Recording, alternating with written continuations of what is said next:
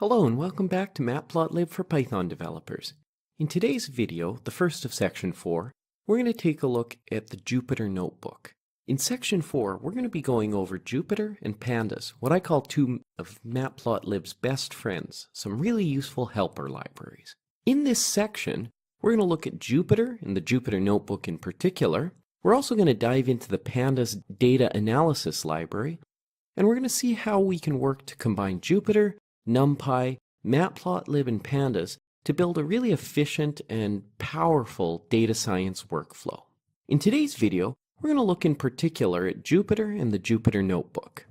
In this video, we'll see how to use the Jupyter Notebook, how to use the IPython console, and how to use Jupyter's useful NBConvert module to convert our notebooks into slides, web pages, and other things. Let's dive right in.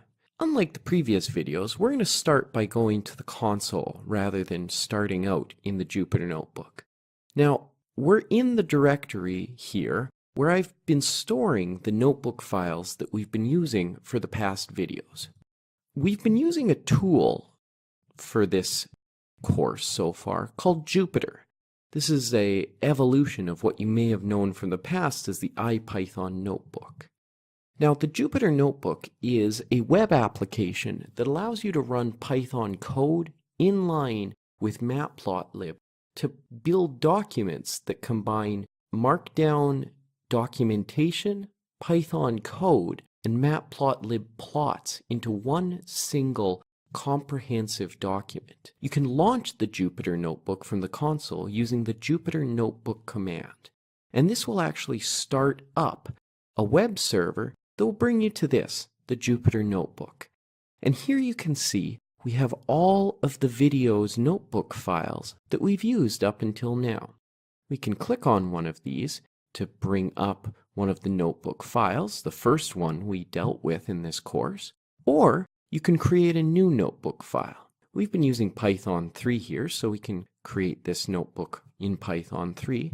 And here you can see we have our regular set of cells. In addition to dealing with regular Python code, where we can do things like print hello world, the standard, most basic thing you'll do in every language, we also have the ability to run some shell commands, like ls, for example. And this is very useful for dealing with heterogeneous workflows, where you're dealing with code, data, files, and plots all in one single source. In addition to all of the basic stuff that we've seen so far, we also have the ability to switch between code and Markdown. And here we have the ability to make headers, which you've seen up until now, as well as embed LaTeX code. So we can embed LaTeX using the standard $ notation, and we can do things like define integrals.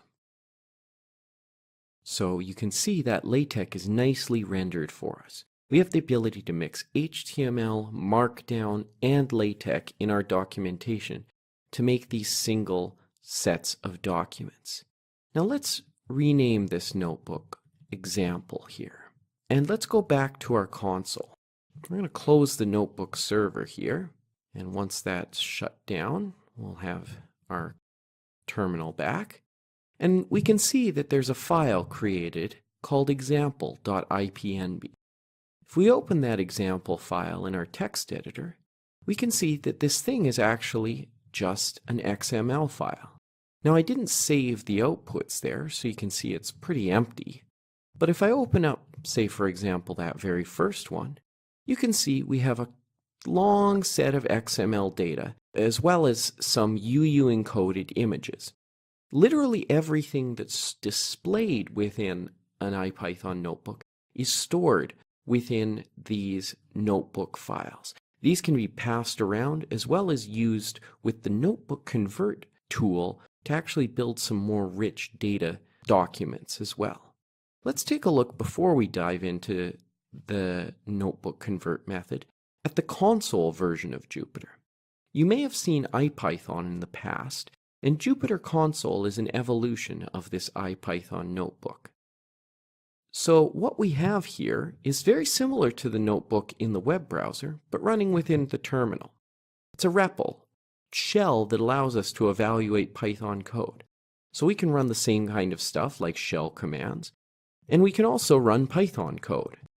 And nicely for our purposes, even though we're dealing with a pure shell console toolkit here, we have sophisticated sort of IDE-like utilities available for us, like tab completion. We can actually go and tab complete our Python code. So Jupyter's Notebook is often a really useful and handy way of acting sort of a developer's toolkit, even if you're not dealing with Matplotlib and Python from a data scientist standpoint. Jupyter is a quick way of prototyping and playing around with Python and Matplotlib code.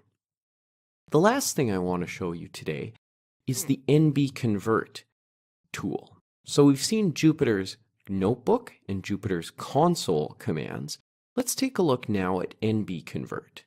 So let's again use our very first example here, video 1.4.